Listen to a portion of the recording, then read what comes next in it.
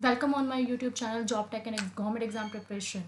Post office की तरफ से एक नई भर्ती की नोटिफिकेशन आउट हो चुकी हुई है, जिसमें टोटल 266 वैकेंसीज हैं।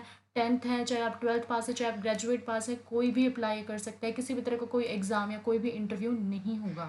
और इसमें मिनिमम एज लिमिट 18 बताई गई है।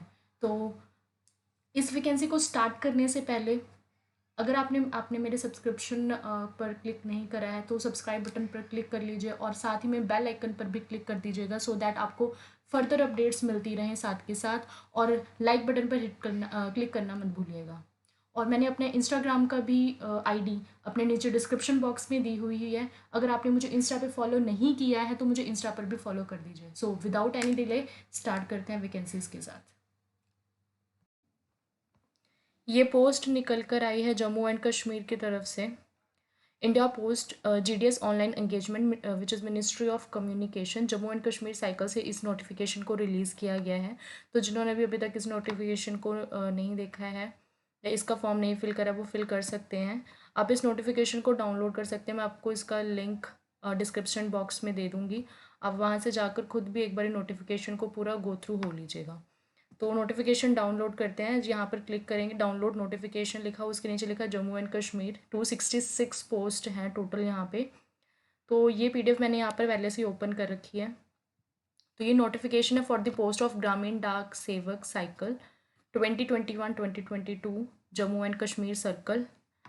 तो इसकी जॉब प्रोफाइल देख लेते हैं क्या है। ब्रांच पोस्ट मास्टर की जॉब है, ब्रांच पोस्ट मास्टर की जॉब है, और साथ में असिस्टेंट ब्रांच पोस्ट मास्टर की जॉब यहाँ पर आई हुई है।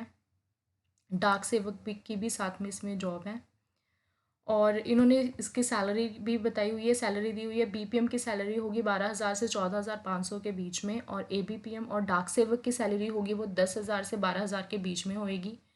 बात करते हैं इसके एलिजिबिलिटी क्राइटेरिया के बारे में। एलिजिबिलिटी क्राइटेरिया में इन्होंने एज का बताया हुआ है। The minimum and maximum of age purpose of engagement to GDS post shall be 18 एंड 40 ईयर्स। मतलब कि आपकी जो एज है वो मिनिमम 18 होनी चाहिए और मैक्सिमम 40 होनी चाहिए जिस डेट को भी नोटिफिकेशन रिलीज़ हुआ। और ये नोटिफिकेशन आज ही रिलीज़ हुआ है। और इन्होंने गवर्नमेंट रूल्स के अकॉर्डिंगली रिलैक्सेशन भी दिया है। जो शेड्यूल कास्ट है या शेड्यूल ट्राइब है उनको 5 साल का रिलैक्सेशन है। OBC वालों को 3 साल का। इकोनॉमिकली वीकर सेक्शन को कोई भी रिलैक्सेशन नहीं है। पर्सन विद डिसेबिलिटी 10 साल का। Person with disability plus OBC 13 साल का। Person with disability plus SC ST के लिए 15 साल का रिलैक्सेशन दिया गया है। बात करते हैं एजुकेशनल क्वालिफिकेशन के बारे में। एजुकेशनल क्वालिफिकेशन इन्होंने मांगी हुई है 10th स्टैंडर्ड, मतलब मिनिमम आपकी 10th स्टैंडर्ड होनी चाहिए, जिसमें मैथ्स, आपकी लोकल लैंग्वेज और इंग्लिश तो कंपलसरी है। और साथ ही में इन्होंने ये भी मेंशन किया है कि आपने किसी रिकॉग्नाइज बोर्ड से वो अपनी एजुकेशन कर रखी हो। कंपलसरी नॉलेज होना लोकल लैंग्वेज की वो ज़रूरी है। और साथ में हमें इसमें ये भी मेंशन किया हुआ है कि name of circle and official language of state की ये जम्मू एंड कश्मीर से निकली हुई है। तो अगर आप जम्मू एंड कश्मीर की तरफ से अप्लाई कर रहे हैं तो आप इससे गो थ्रू हो जाइएगा। तो उन्होंने जोन सी भी लैंग्वेज मांगी है, अगर वो लोकल लैंग्वेज आपके पास है, आपने 10 से वो कर रखी है, तो आप इस फॉर्म को ज़रूर फिल कर सकते हैं। उसके बाद बात करते हैं कि इन्होंने और कौन कौन से सर्टिफिकेट्स मांगे हैं। इन्होंने सर्टिफिकेट मांगा है बेसिक कंप्यूटर ट्रेनिंग का, जो कि 60 डेज़ का आपका उसका सर्टिफिकेट होना ज़रूरी है इसके लिए। और साथ ही में ये आपको रेजिडेंस भी प्रोवाइड करेंगे। अगर आप ब्रांच पोस्ट मास्टर के लिए अप्लाई करते तो ये आपको रेजिडेंस भी साथ में प्रोवाइड करी जाएगी इनके through.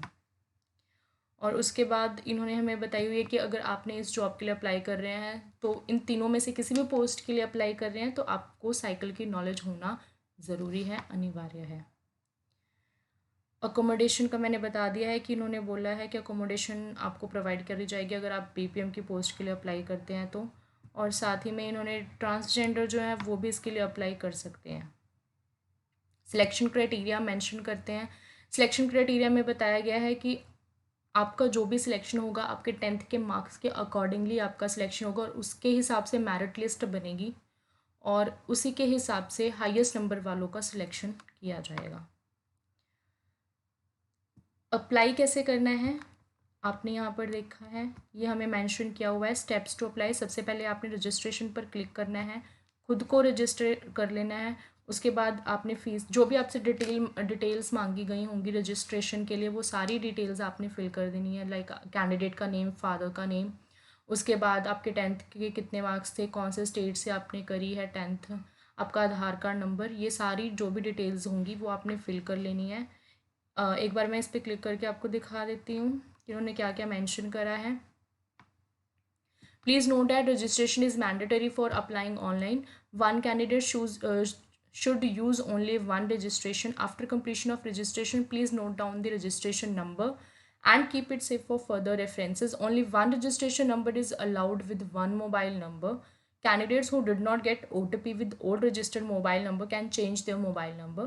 Forgot registration number, free ID, तो उसके लिए आपको ये इन्होंने क्लिक हियर का ऑप्शन दिया वो करना है। इसमें साथ में आपने जैसे मेंशन किया एप्लीकेंट का नेम दिखना है, फादर का name, mobile number, Aadhaar number, email, date of birth, gender, community कौन सी है, और नीचे मेंशन कर, अगर आप वीकर सेक्शन से हैं तो वो आपने मेंशन कर देना है।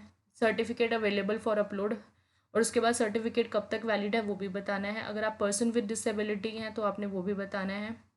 उसके बाद सर्कल इन विच 10th क्लास पास्ड, आपने 10th क्लास कहाँ से पास करी है वो आपने मेंशन करना है। Year of passing 10th class, कौन से ईयर में पास करिए, क्या आप बाईसाइकिल चला सकते हैं, वेदर एम्प्लॉयड, क्या आप पहले से कोई जॉब कर रहे हैं, या वेदर एम्प्लॉयड एनओसी उसका क्या है वो मेंशन करना है। एंटर द टेक्स्ट, जो भी टेक्स्ट यहाँ पे लिखा है वो करके एक बार प्रीव्यू ज़रूर कर लीजिएगा, क्योंकि कई बार हमसे कोई मिस्टेक हो जाती है तो वो हम करेक्ट कर सकते हैं। क्योंकि अगर आपने एक बार पहले ही सबमिट पर क्लिक कर दिया विदाउट प्रीव्यू और आपकी कोई मिस्टेक निकली तो आप फ्यूचर में उसे चेंज नहीं कर सकते हैं। इसलिए सारी डिटेल फिल करने के बाद आप प्रीव्यू ज़रूर करिए। ये सारी फिल आपने इन्फॉर्मेशन जैसे ही कर देंगे उसके बाद आपके पास फ़ी पेमेंट का ऑप्शन आएगा, आपने फ़ी पेमेंट के लिए कर देना है और साथ ही में आप रजिस्टर हो जाएंगे, फिर आप अप्लाई कर सकते हैं। सो ये था आज का नोटिफिकेशन, तो थैंक यू सो मच।